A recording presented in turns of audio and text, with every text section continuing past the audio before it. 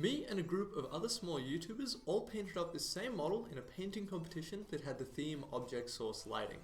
The model was provided by Printed Obsession. They're a company that makes digital files that you can download and print yourself at home.